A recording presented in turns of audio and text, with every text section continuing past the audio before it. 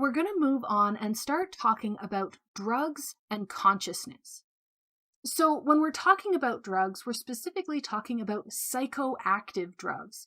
And these are ones that have chemical structures that are very similar to those that are found naturally in our brains. So they tend to look the same or act the same as a lot of our neurotransmitters. And so these molecules, because they can sort of function as neurotransmitters or other chemicals that act in our brains, they can alter consciousness by changing the chemical processes that are happening within our neurons. And of course, there's also a bunch of psychological and environmental and cultural factors that affect how drugs interact with our brains, but we're going to touch on sort of a little bit of all of this in the coming slides. So first, we can talk about an agonist. And an agonist is a drug that increases the activity of a neurotransmitter. So agonists can act in a couple of different ways to increase that activity. They might increase the production or storage or release of a neurotransmitter. So if you remember all the way back to chapter 3, when we talked about neurons and how they send their chemical signals, our presynaptic neuron, the neuron before the synapse, is going to make and store and then release these neurotransmitters. So this drug that is an agonist might increase the production or increase the release or storage of a neurotransmitter, which then makes that neurotransmitter more active. It might activate that postsynaptic receptor. So it might bind to those postsynaptic receptors, the receptors on the neuron after the synapse, or make it easier for those neurotransmitters to bind to those postsynaptic receptors. So it might imitate that neurotransmitter or make that neurotransmitter more functional. Or it could prevent us from deactivating a neurotransmitter. So after it has bound to that postsynaptic neuron, it might prevent that deactivation. So it'll keep the neurotransmitter active for longer. And so these are a bunch of ways that these agonists can increase activity of a particular neurotransmitter. And then we can have our antagonists, which are drugs that inhibit or decrease the activity of a neurotransmitter. They're going to do the opposite. So they can decrease the production or storage or release of a neurotransmitter. Or they could block that neurotransmitter from binding to the postsynaptic neuron. Either of these would decrease the effectiveness of that neurotransmitter. So if this is what our drugs or what drugs can be doing to our system, the next step is to talk about what happens if these drugs are in our system for longer term. And this is specifically when we start building up tolerance to a drug.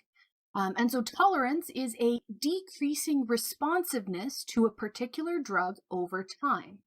So maybe you have never taken Advil before, so you take them for a headache, and it works really well. So the next time you have a headache, you take Advil. And then you start taking Advil all the time to help with pain. And you find that it isn't as effective anymore. So in that situation, you would have built up a tolerance to Advil. And this tolerance is driven by our body's attempt to maintain homeostasis. So our bodies are trying to maintain balance. We want to stay in our ideal and optimal place. So when we're taking a drug, that drug is causing some kind of effect. Maybe it's an agonist, maybe it's an antagonist. But the effect of that drug can be felt throughout the whole body depending on what parts of your brain it's activating. So some drugs will increase your heart rate or increase your body temperature. And for homeostasis, those are bad things. So we have our drug effects that are going to push us up and away from homeostasis. And so in response, our body should start producing what are called compensatory responses, where your body is trying to compensate in response to whatever the drugs are doing to your body. So if this drug has raised your body temperature and increased your heart rate, then your body should respond by trying to slow your heart rate and decrease your body temperature, get you back into homeostasis. Now, wrong way. When we start, the drug effects are going to be pretty powerful, and our body starts these compensatory responses after the drug effects start to kick in. So there's a little bit of a lag here where the effect of the drug hits before your body can react to it. And so over time, your body will become used to that drug, so your compensatory responses can kind of cancel out the drug effects.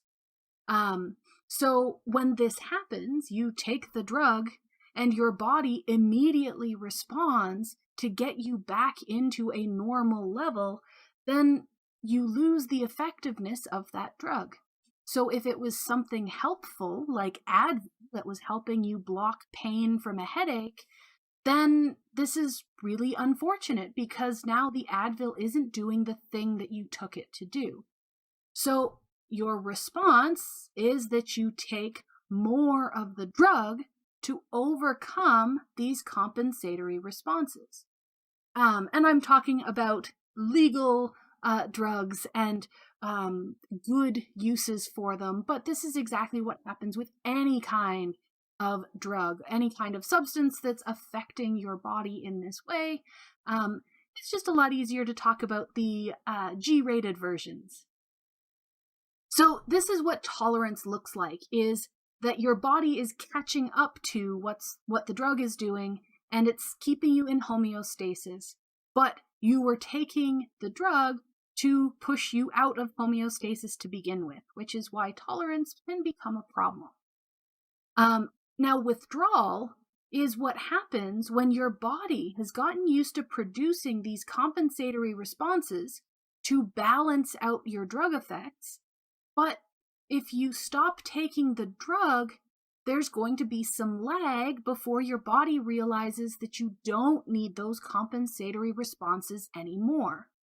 And so instead of the drug raising your blood pressure and your body temperature and your compensatory responses bringing them back to normal, when you stop taking that drug, your body now is going to lower your blood pressure and your body temperature past where it should go. So now you're all of a sudden feeling worse because these compensatory responses are lowering things beyond what they should have done to get you to homeostasis.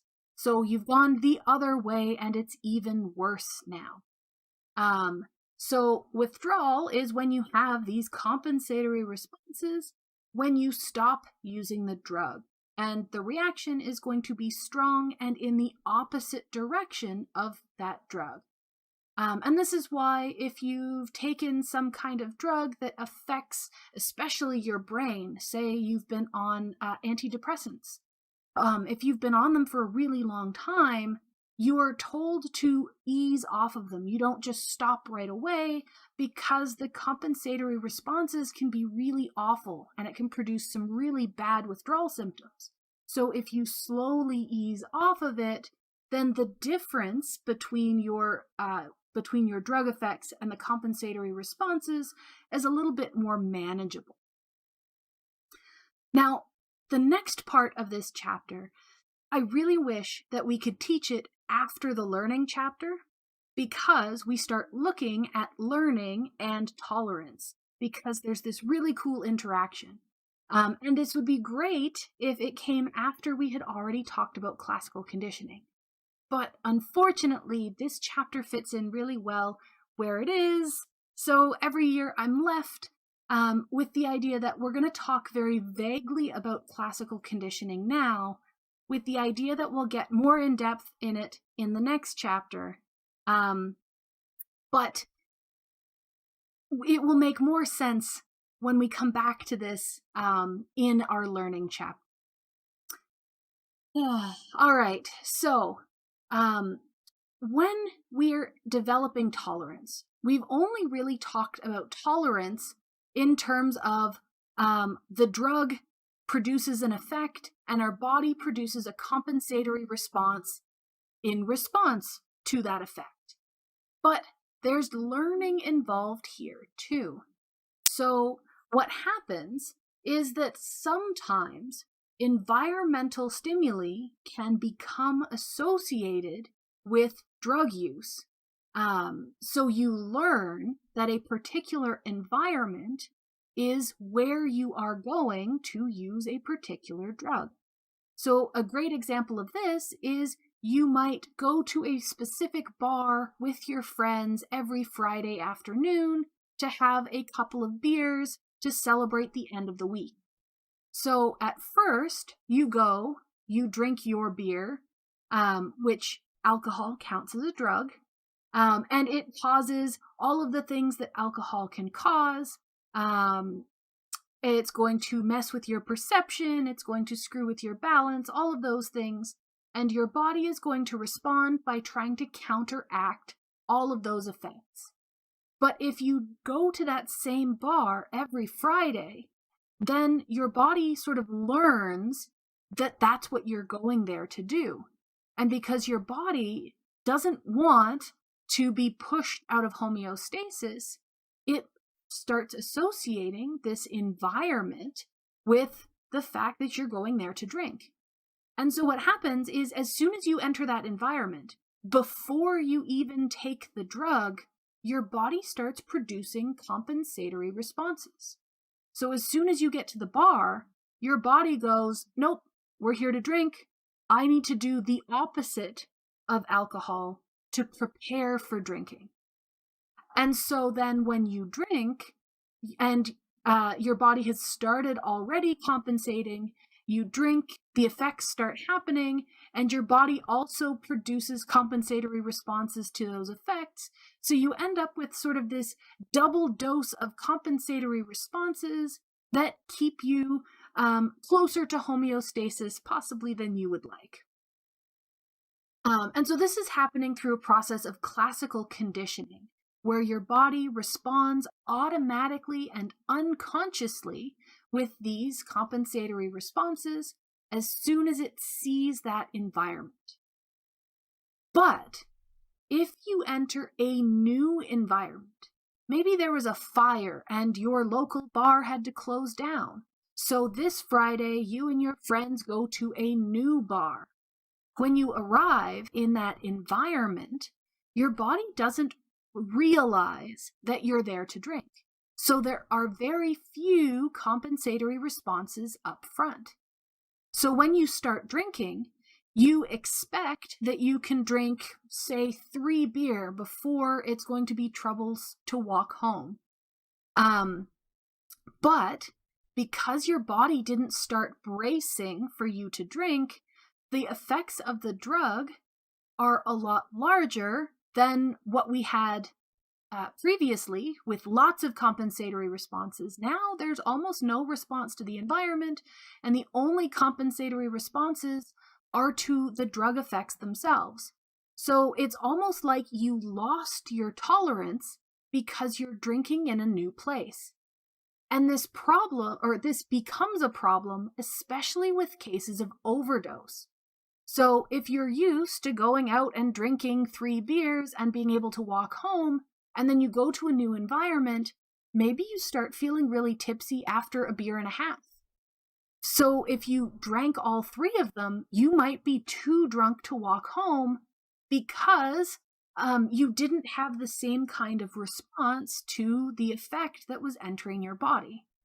And this can be really bad with things like hard drugs, where people take a very particular dose all at once, and the assumption is that their body will always react the same way. So a seasoned drug user will know exactly how much of their drug they need to achieve the high they want. But if they go to a new environment and they take their normal amount of drug, that amount might be too much, and the drug effects might be fatal. And so, in fact, we actually see that a lot of fatal overdoses, when they look into what happened, it's because people were using a drug in a new environment. So this, what seems like a very small effect of having your body not respond to an environment, can end up being fatal very, very quickly. And so this is just another diagram showing what's going on with conditioning and drug responses. And it's just showing that you become accustomed to taking a particular amount of a particular drug in a particular space, and you achieve balance with that. But if you go to a new location, then the balance is thrown off and you're at risk of overdose. So now we can talk about the difference between substance abuse and substance dependence. So substance abuse is going to be specifically when the person experiencing it is running across recurrent problems associated with the drug. So if drug use is causing problems, then it could be called substance abuse. Substance dependence is actually a little bit more intense. So it's going to be more serious, and it's a pattern of use. And so it usually ends up causing clinically significant impairment, distress, or both. So instead of it just being an inconvenience or a problem, this becomes something where it starts affecting all aspects of your life, and it causes you distress to be without that substance. You come to depend upon it. And that is the difference between those two. And we're going to talk just a little bit more about dependence and this depending upon another substance. So the first thing that we can talk about is physiological dependence.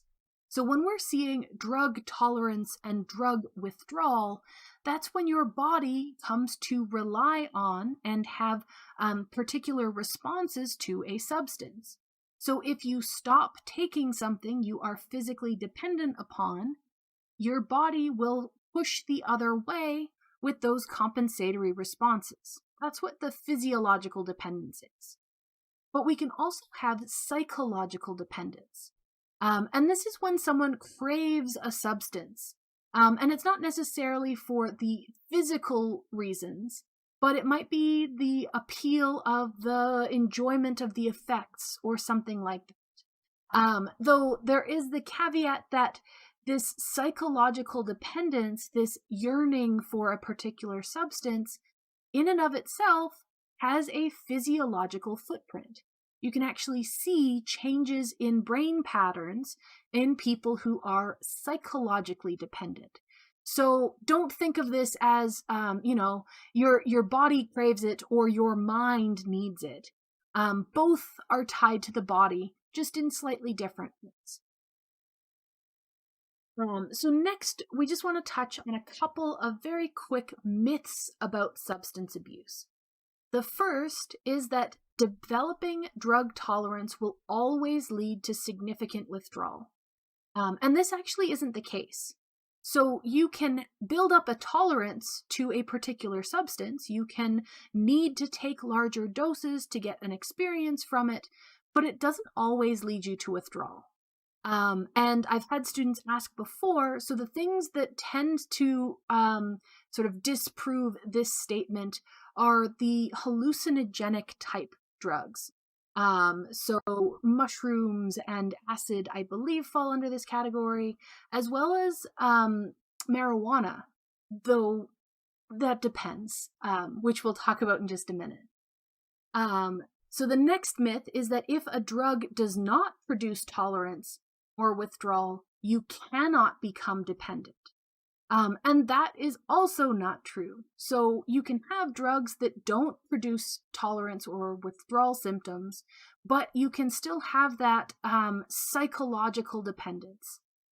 So it isn't one or the other. Both of these kind of don't really work. And then the other idea is that physiological dependence is the major cause of addiction, and again, not necessarily. Psychological dependence and environmental factors and social factors can all play a major role in addiction. So, for substance abuse and substance dependence, it's a lot more complicated than a lot of people